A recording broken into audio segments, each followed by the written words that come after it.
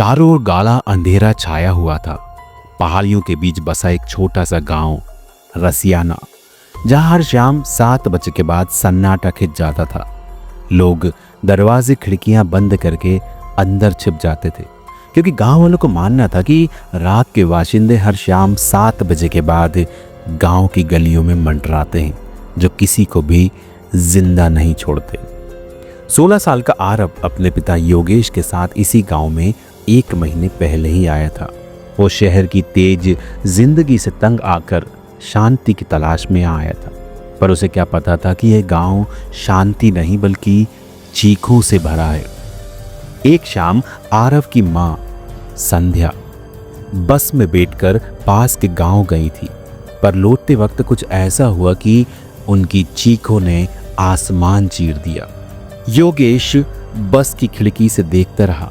कुछ छायाएं बस को घेर रही हैं और धीरे धीरे भीतर घुसने की कोशिश कर रही हैं। संध्या, बाहर मत निकलो, योगेश ने चिल्लाकर कहा, लेकिन तब तक बहुत देर हो चुकी थी। छायाएं जो इंसानी शक्ल में थीं, पर आंखें काली, चेहरे गड्ढेदार और हाथों की उंगलियां लंबी और नुकीली थी, बस में घुसने को बेताब थी। लेकिन किसी वजह से वो बस के दरवाजे के पास ही रुक गई। वे चीख रही थी, खांस रही थी, दांत पीस रही थी, लेकिन अंदर नहीं जा पा रही थी। योगेश एक कोने में सहमा बैठा रहा और सुबह होते होते सब गायब हो गया। संध्या कहीं नहीं थी। आज 1 साल हो चुका है। संध्या कभी वापस नहीं आई। गांव वाले कहते हैं वो अब वापस आती है, पर इंसान बनकर नहीं।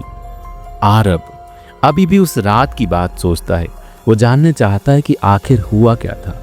उसके पापा योगेश कुछ नहीं बताते, बस एक बात बार बार दोहराते थे, तेरी माँ अब नहीं रही। और जो कुछ देखता है वो सिर्फ परछाइयां हैं, उसकी असलियत से दूर रहे। एक दिन गांव की एक बूढ़ी औरत काकी की दुकान पर बैठा आरव 6:45 पर घड़ी की ओर देख रहा था। तभी अचानक गांव में चारों तरफ घंटे बजने लगे। 7 बजने वाला है, अपने घर जाओ, एक आदमी चिल्लाया। लोग भागने लगे। काकी ने भी दुकान बंद की और आरव से कहा, जा छोरे, निकल यहाँ से, आज देर हो गई तो तू भी लौट नहीं पाएगा। आरव बाहर निकला, पर तभी इसकी नजर बबलू भैया पर पड़ी, जो हमेशा गांव के डरावने किस्से सुनाया करते थे। भैया, एक बात पूछनी है, आरव ने दौड़कर कहा। काकी बता रही थी कि एक बार मेरे मम्मी पापा दोनों रात को बाहर गए थे। मम्मी मर गई, लेकिन पापा किससे बच गए। बबलू पहले तो चिढ़ गया, कह दिया ना, पूछना है तो जल्दी पूछ, नहीं तो वो आ जाएगी। आपका घर तो उस टूटी बस के पास है ना? आरव ने पूछा। हाँ है, और मैंने सब देखा था उस रात। तेरी माँ को वो कैसे नोच रहे थे, पर तेरा बाप बस में छिपा बैठा था। वो अंदर क्यों नहीं गए, ये राज आज तक किसी को नहीं पता।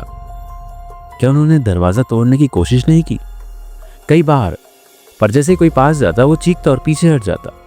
बस के अंदर कुछ था जो उन्हें रोक रहा था। आरव के मन में डर और जिज्ञासा दोनों बढ़ रहे थे, लेकिन उससे पहले कि वो कुछ और पूछता, बबलू बोला, अब बहुत देर हो गई है, चल मेरे साथ, तुझे मेरे घर में मैं जगह दे देता हूँ। रास्ते में सब शांत था, पर अचानक एक जानी पहचानी आवाज आई, बबलू देख, मैं आ गई। आरव कांप गया। यह आवाज उसकी माँ की थी। छोरी तू? बबलू खिड़की पर गया और पर्दा हटा दिया। बाहर खड़ी थी वही संध्या, साफ सुथरे कपड़े, चेहरे पर मुस्कान, पर आंखें वो वैसी नहीं थी जैसे इंसानों की होती है। बबलू, तू दरवाजा क्यों नहीं खोलता? मैं तुझसे मिलने आई हूं। अबे तू तो कह रही थी कि तुझसे मिलने आना है, अब तू कह रही है बाहर आ। तू ही आ जाने बाहर, मुझे पास आना है। आरव के रोंगटे खड़े हो गए। उसकी माँ बार बार बबलू को बाहर बुला रही थी, पर अंदर नहीं आ रही थी। तब आरव ने पूछा, भैया दरवाजा खुला है, आपने भी बुलाया, फिर वो अंदर क्यों नहीं आ रही? बबलू मुस्कुराया, तू समझदार है छोरे, चल अब तेरे सवाल का जवाब दूं। वो अलमारी से एक चीज निकाल लाया, एक रुद्राक्ष की माला। जिस रात मैंने तेरी माँ को देखा था, मैं भी यही सोच रहा था, ये लोग अंदर क्यों नहीं आ रहे। तो मैं अगली सुबह बस के अंदर गया और वहां ये माला लटकी हुई थी। तभी से मैंने इसे अपने दरवाजे पर टांग दिया है। जब तक ये दरवाजे पर है, कोई भी अंदर नहीं घुस सकता, चाहे वो मरा हो या उसकी आत्मा जिंदा हो। आरव की सांसें थम गई। मतलब मम्मी की आत्मा बाहर है और वो अकेली नहीं है छोरे। बबलू ने खिड़की की ओर इशारा किया। बाहर संध्या के साथ 7-8 बच्चों की टोली खड़ी थी। सबके चेहरे शांत पर आंखें सूनी और उन आंखों में बस एक ही भूख थी, किसी जीवित इंसान की उपस्थिति। देख छोरे, खेल तो अब शुरू हुआ है। आरव खिड़की से बाहर झांक रहा था। रात की हवा ठंडी नहीं बल्कि भारी और सिहरन भरी थी। उसके सामने उसकी माँ संध्या खड़ी थी, वही जो 1 साल पहले मर चुकी थी। अब वो वहाँ थी, पर उसके साथ थे और भी 7-8 अजीब बच्चे जिनके चेहरे पर मुस्कान नहीं, सूनापन था। ये सब कौन है? आरव ने कांपती आवाज में बबलू से पूछा। तेरी माँ अब अकेली नहीं बेटे, ये सब उसी के साथ मारे गए थे। अब वो सब एक टोली बन चुके हैं और हर साल किसी एक को अपने साथ ले जाते हैं। आज की बारी शायद तेरी है। आरव की रूह कांप गई। बबलू ने झट से खिड़की बंद की और रुद्राक्ष की माला को मजबूती से पकड़ लिया। ये माला जब तक यहाँ है तब तक हम सुरक्षित हैं, लेकिन एक गलती, एक झलक और वो अंदर घुस सकते हैं। तभी बाहर से संध्या की आवाज गूंजी। आरव बेटा, मम्मी से नहीं मिलेगा। उसका स्वर नर्म था लेकिन उसमें कोई भाव नहीं था, एक मशीन जैसी आवाज। आरव खामोश रहा। तेरा बाप तो उस रात बच गया था, लेकिन तू नहीं बचेगा। अब आवाज बदल गई थी, डरावनी गहराई से भरी हुई। बबलू ने आरव को खींचकर पीछे किया। बिल्कुल भी बाहर मत देखना, चाहे कुछ भी हो जाए। अचानक पूरे कमरे की बत्तियां झपकने लगी। खिड़कियों पर तेज खटखट होने लगी। दीवारों पर नाखूनों की आवाज आई, जैसे कोई अंदर घुसने की कोशिश कर रहा हो। और फिर एक दरवाजा खुद ब खुद खुल गया। बबलू चिल्लाया, तूने खिड़की से देखा क्या? नहीं, आरव कांपता हुआ बोला। तो फिर ये अंदर कैसे घुसा है? बबलू ने पीछे मुड़कर देखा। एक बच्चा पहले से ही कमरे में था। उसकी आंखें बिल्कुल सफेद थी, चेहरे पर कोई हाव भाव नहीं। रुद्राक्षी माला दरवाजे पर थी ना? आरव ने पूछा। बबलू भागा, लेकिन माला अब दरवाजे पर नहीं थी, वो जमीन पर गिरी हुई थी, टूटी हुई। ओह नहीं, अब देर हो चुकी है। बच्चा आगे बढ़ा और तभी बाकी सभी संध्या समेत कमरे में दाखिल हो गए। अब वो सभी इंसानों की तरह नहीं लग रहे थे। उनके शरीर अब सड़ने लगे थे, कपड़े खून से सने हुए थे और उनके मुंह से लगातार एक अजीब सी खर्राटेदार आवाजें निकल रही थी।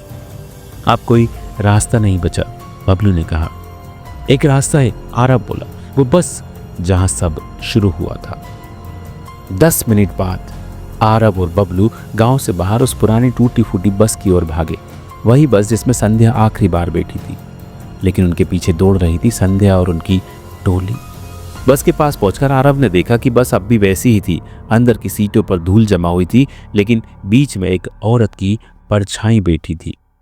मम्मी, आरव धीमे से बोला। वो नहीं बेटा, बबलू बोला, ये सिर्फ उसकी परछाई है जिसे तेरे पापा ने उस रात बस में छोड़ दिया था। परछाई मतलब? आरव चौंका। जिस इंसान की दर्द से मौत होती है और अगर वो मरा नहीं होता बल्कि अदर में फंसा होता है तो उसकी आत्मा शरीर से अलग नहीं होती, वो परछाई बनकर उसी जगह अटकी रह जाती, जैसे ये बस। तो हम क्या करें? हमें वो करना होगा जो तेरे बाप ने नहीं किया, इस आत्मा को मुक्त करना। बस के अंदर अजीब सी गंध थी, जैसे किसी मरे हुए शरीर का बचा खुचा हिस्सा भी वहां हो। बबलू ने जेब से गंगा जल की शीशी निकाली और चारों कोनों पर छिड़कना शुरू किया। मंत्र का जाप शुरू किया और तभी बस के शीशे खुद ब खुद टूटने लगे। संध्या की चीख गूंजी, आरव तू ऐसा नहीं कर सकता, मैं तेरी माँ हूं। नहीं, आप मेरी माँ थी, अब नहीं है, आरव ने कांपती आवाज में कहा। परछाई अब भाप बन रही थी, जैसे जलती जा रही हो। सभी आत्माएं बाहर से चीख रही थी, लेकिन बस के अंदर आने में असमर्थ थी। बबलू ने आखिरी बार गंगा जल संध्या की परछाई पर डाला और एक जोरदार चीख के साथ वो परछाई जलकर राख हो गई। बाहर खड़ी आत्माएं भी अब हवा में घुलने लगी। रात पर चली चीखों के बाद एकदम सन्नाटा छा गया। अगली सुबह गांव की गलियों में फिर से रोशनी लौट आई थी। पहली बार 7 बजे के बाद गांव सोया नहीं था, गांव जागा रहा। आरव और बबलू थक कर घर लौटे। दरवाजे पर टूटी माला अब भी पड़ी थी, लेकिन अब उसे देखने की जरूरत नहीं थी। सब कुछ खत्म हो गया? आरव ने पूछा। नहीं, बबलू बोला, कहानी खत्म तब होती है जब कोई इसे दोहराता नहीं, लेकिन अगर किसी ने फिर से उस बस के पास जाने की कोशिश की तो तो परछाई वापस आ सकती है। एक नई फैमिली गांव में शिफ्ट हो रही है। छोटा बच्चा अपनी माँ से पूछता है, मम्मी वो बस टूटी हुई क्यों है? माँ मुस्कुराकर कहती है, किसी पुरानी कहानी का हिस्सा होगी। बच्चा चुपचाप बस के अंदर चला जाता है। कैसी लगी आपको वे स्टोरीज, हॉरर की ये डरावनी कहानी? क्या सोचना है आपका इस बारे में? हमें कमेंट करके ज़रूर बताइए। अगर आपने अभी तक हमारे इस चैनल को सब्सक्राइब नहीं किया तो ज़रूर सब्सक्राइब करें, घंटी दबाएं। मिलते हैं फिर किसी अगली डरावनी कहानी के साथ।